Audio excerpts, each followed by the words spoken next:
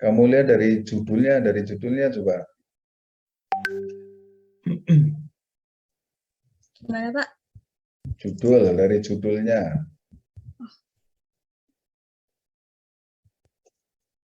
Nah, dari judulnya Anda coba pahami dengan baik itu. Pendekatan decision usefulness ini kan sebuah pendekatan pada pelaporan keuangan. Tujuan dari pendekatan ini digunakan agar pelaporan keuangan itu bisa memberikan gambaran yang lebih real, gambaran yang lebih detail kepada investor, kepada user, ya, dengan cara memberikan gambaran yang sedetail-detailnya. Kalau di dalam konsep laporan keuangan itu salah satu bentuknya adalah full disclosure. Nah, full disclosure itu menampilkan informasi keuangan selengkap mungkin dengan tujuan untuk kemanfaatan di dalam pengambilan keputusan. Ya, dicontohkan tadi di dalam penyajian materi, di sana ada gambaran pilihan-pilihan yang memungkinkan dilakukannya pengambilan keputusan dengan berbagai macam gambaran risiko, dengan berbagai macam gambaran return, dengan berbagai macam penerimaan yang diharapkan, ekspektasi yang diinginkan. Nah, itu salah satu gambaran dari decision usefulness.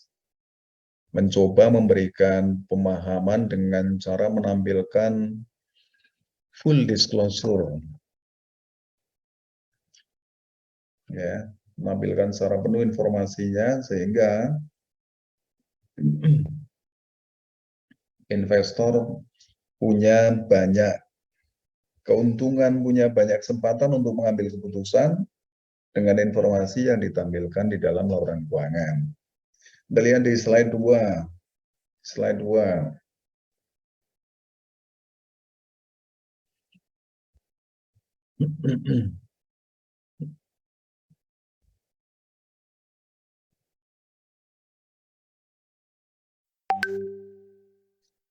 Oke.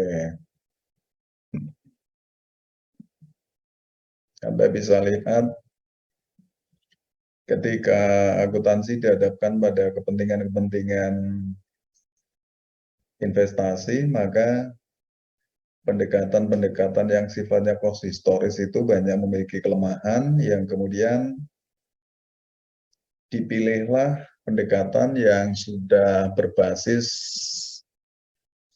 harga pasar.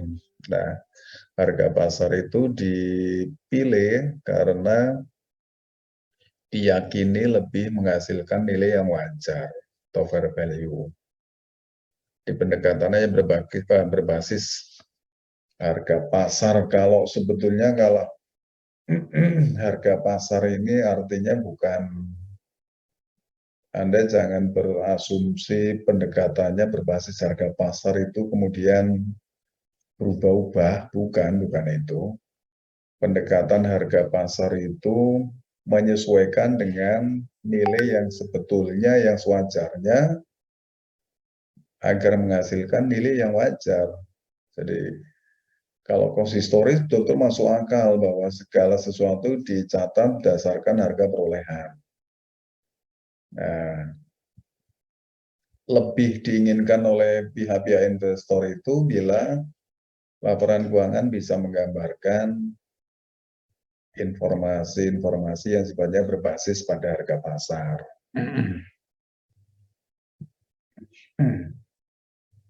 Sehingga dikatakan bahwa laporan keuangan berbasis konsistoris sebetulnya masih bisa ditingkatkan dengan konsepnya yang namanya decision usefulness, artinya lebih menimbulkan kemanfaatan bagi pengambilan keputusan dalam pengambilan keputusan.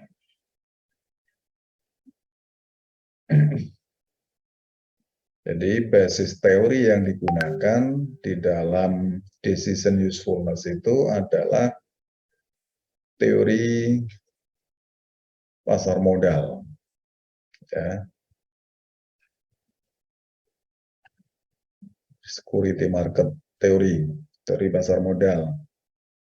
Karena di dalam pasar modal itu banyak bermain para investor yang punya banyak pilihan, sehingga ketika investor dihadapkan pada berbagai pilihan, nilai investasi, dihadapkan pada risiko, dihadapkan pada keuntungan yang diharapkan, informasi yang ada di dalam keuangan itu harus sifatnya decision usefulness. Ketika investor berada di pasar, berada di security market apalagi, yang dihadapi investor itu juga ada dua kemungkinan. Ketika kemarin kita membahas ideal condition sama ketidakpastian, ada yang namanya baik dan buruk. Yang mana baik dan buruk itu adalah sebuah probabilitas. Nah, ketika kita membahas dari pasar modal, di sana ada yang namanya good news dan bad news. Good news dan bad news. Yang mana good news dan bad news itu dihasilkan dari informasi keuangan. Manakala perusahaan bisa menyajikan informasi keuangan sesuai dengan kondisinya, sesuai dengan nilai wajar, ya, tidak melakukan rekayasa dan sebagainya, maka di situ informasi yang diterima oleh investor sifatnya adalah good news. Dan bila kondisi yang terjadi sebaliknya, maka investor akan berada pada kondisi yang bad news. Ya. Good news dan bad news pada akhirnya bisa diperhitungkan secara matematis di dalam teorinya pasar modal menjadi sebuah gambaran keuntungan yang diharapkan. Jadi ekspektasi nilai, ekspektasi pasar, ekspektasi profit, semuanya bisa diperoleh dari informasi keuangan dengan konsepnya tadi fair value. Ya, investor tidak banyak melakukan kesalahan dan justru banyak menerima informasi yang sifatnya menjadi good news. Karena ketika pasar modal itu di dalamnya banyak bermain para investor, ya, pelaku pasar modal. Nah, di situ akuntansi akan sangat membantu, ya. Dan jika yang dilakukan oleh para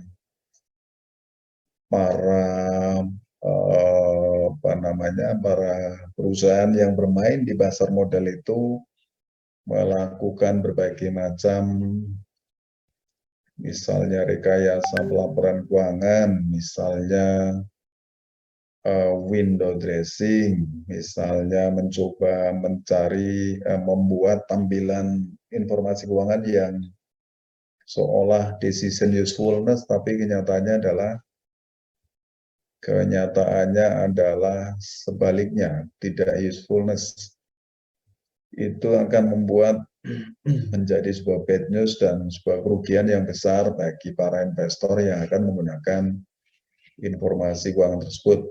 Jadi ada semacam asimetris information.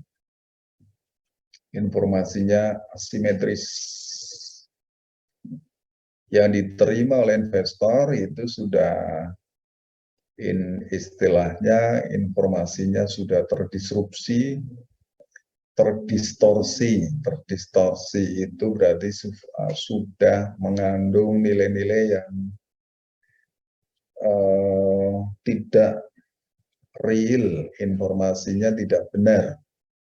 Ya, kesimpulannya tadi yang bad news tadi.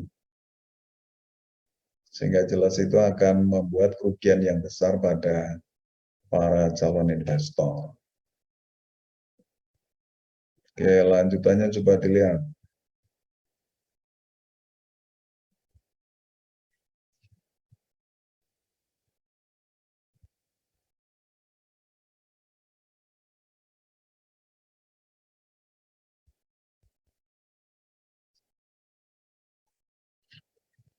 Anda bisa lihat di situ pendekatan usefulness-nya, pendekatan decision usefulness bisa dijalankan baik pada pemakai laporan keuangan maupun pada masalah yang dihadapi oleh para usernya.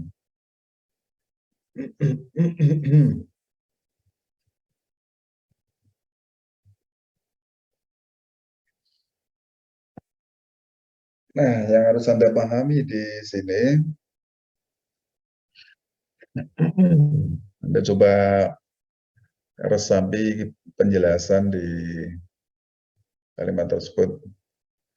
Jika kita tidak dapat menyusun laporan keuangan yang benar secara teori, kurang-kurangnya kita dapat mencoba membuat laporan berbasis konsistoris yang lebih bermanfaat. Ya, ini kan perumpamaan yang paling buruk, kondisi yang paling buruk. Jika kita tidak dapat menyusun laporan keuangan yang benar secara teori. Benar secara teori itu berarti tidak keluar dari aturan, tidak keluar dari standar, tidak keluar dari pedoman yang berlaku. Setidaknya kita masih bisa mencoba menyajikan laporan keuangan walaupun berbasis konsistoris. Ya, ini kondisi kan yang buruk toh. Ibaratnya kan begini. Ibaratnya kita dihadapkan pada pilihan. Pilihannya adalah daripada tidak, ya lebih baik terlambat daripada tidak sama sekali, gitu kan.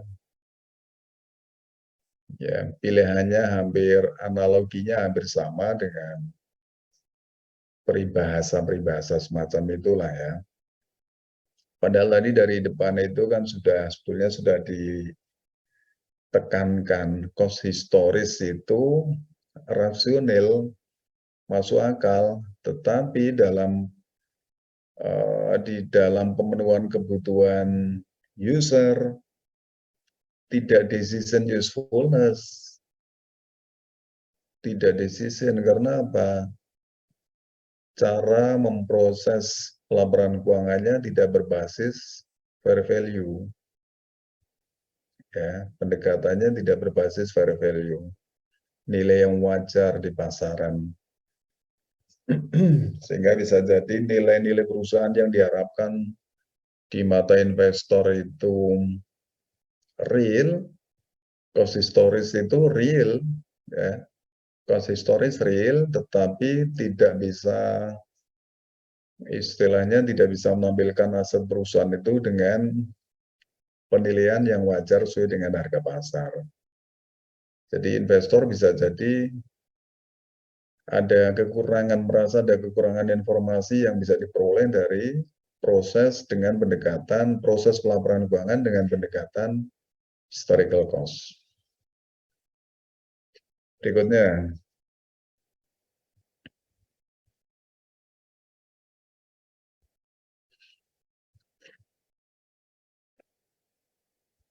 Anda bisa baca sendiri itu ya, berapa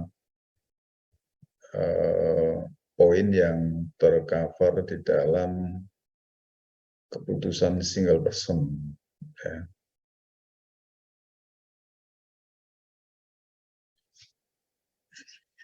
Yang berikutnya,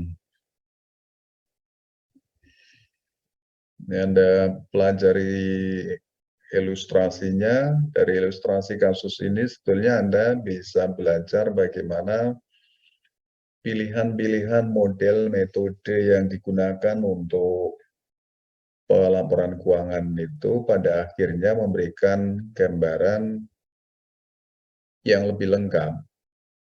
Gambaran yang sekaligus menunjukkan alternatif pilihan untuk sebuah keputusan investasi. Ya. Sehingga jelas yang dipilih itu adalah, walaupun tadi juga digambarkan ada buy off, ada trade off, ya. Itu sudah wajar di dalam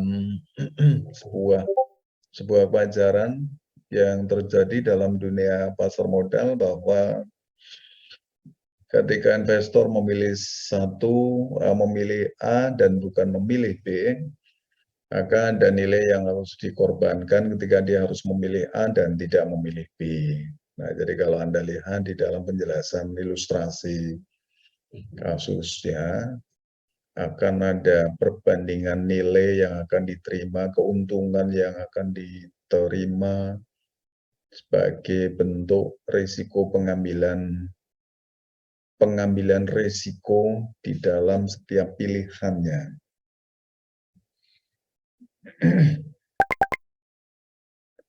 Oke, cukup sampai di sini dulu ya. Anda pelajari lebih detail. Minggu depan kita ketemu lagi dengan topik yang baru, namun saya coba untuk minggu depan akan saya selingi dengan kuis untuk memperdalam dua topik, yaitu topik mengenai decision usefulness ini dengan topik yang minggu lalu, masalah kondisi ideal dan kondisi yang ketidakpastian, akuntansi dalam kondisi yang ideal dan ketidakpastian, ya. Nanti akan kami infokan bentuk kuisnya, naskahnya, biar kalian bisa punya waktu lebih longgar untuk mengerjakannya. Baik, silakan di close. Nah, coba jangan di close dulu sebentar. Mau saya pakai untuk screenshot untuk OCW. Tampilkan di halaman depannya aja, halaman depan mana tadi? Halaman depan. Sebentar, saya coba screenshot dulu.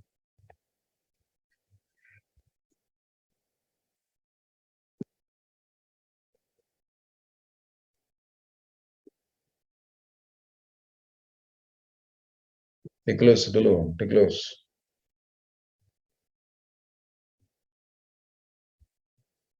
Halaman pertama.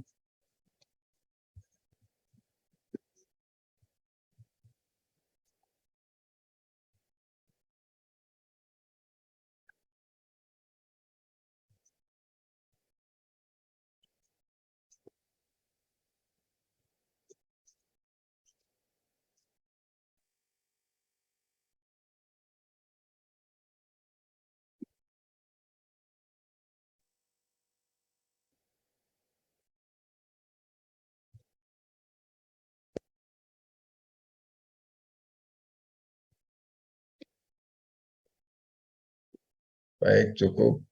Saya akhiri, selamat malam semuanya. Sampai ketemu minggu depan.